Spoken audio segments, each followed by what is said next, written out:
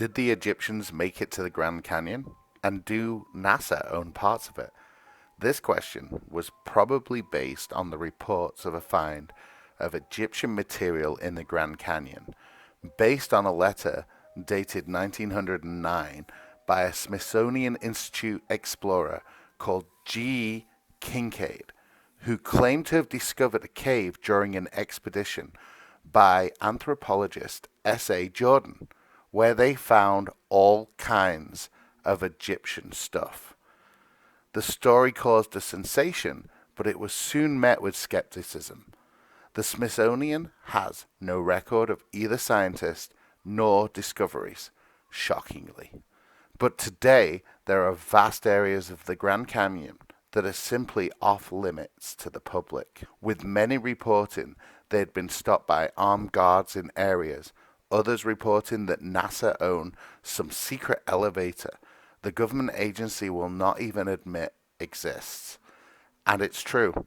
We know NASA has used the Grand Canyon at least for training their astronauts since the moon landings. And why?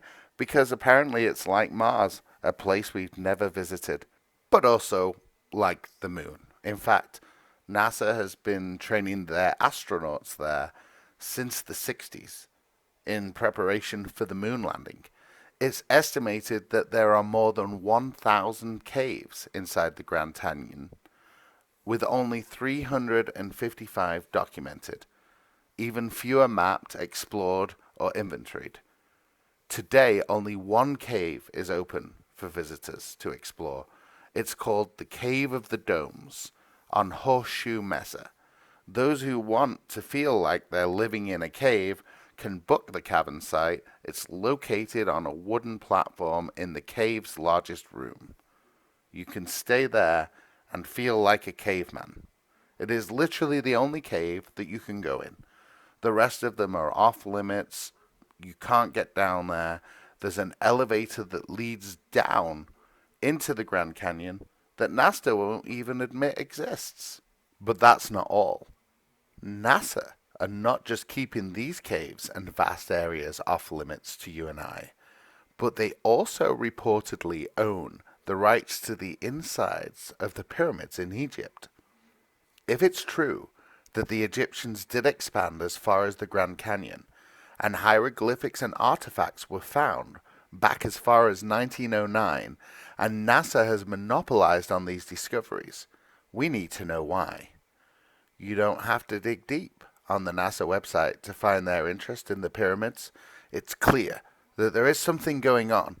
Why is the space agency of one country taking ownership of a seven-world wonder in a place that does not belong to them? For years, ufologists have summarized that the pyramids were built from another worldly race of beings. NASA stands for National Aeronautics and Space Administration, or as I prefer, not a space agency, or never a straight answer.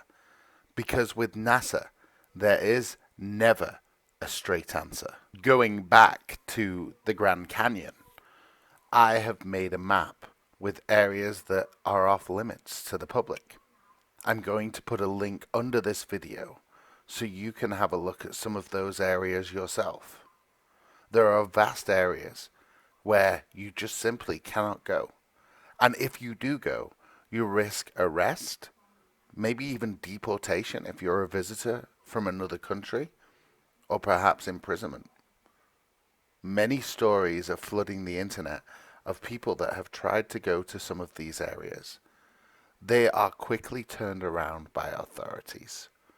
There may be more going on here than just a simple off-limits place to the public. Let's face it, NASA has a long history with UFOs, from the earliest moon landings, where their astronauts have reported in interviews sightings of alien craft following them. Here's what Buzz Aldrin had to say about his experience.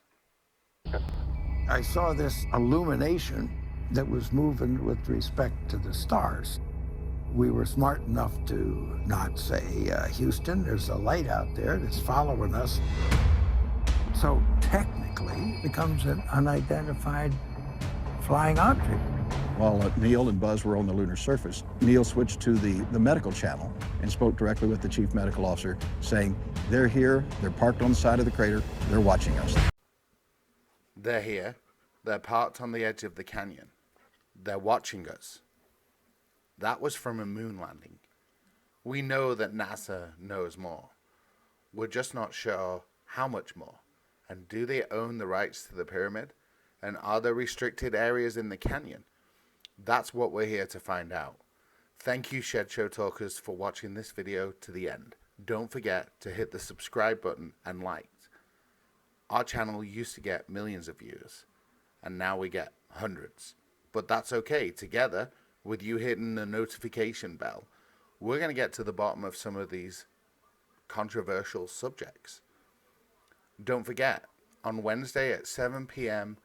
Mountain Time, we're going to hold a live chat to go over all of this information and anything that we can find out in between now and then. You can email us at shedshowtalk@gmail.com if you have more information or have had your own experiences of being turned around at the Grand Canyon or finding that secret elevator that nobody will admit exists, or maybe you've stayed in the cave. Let us know. I look forward to reading your comments on this subject to find out what you guys are thinking or know about this subject.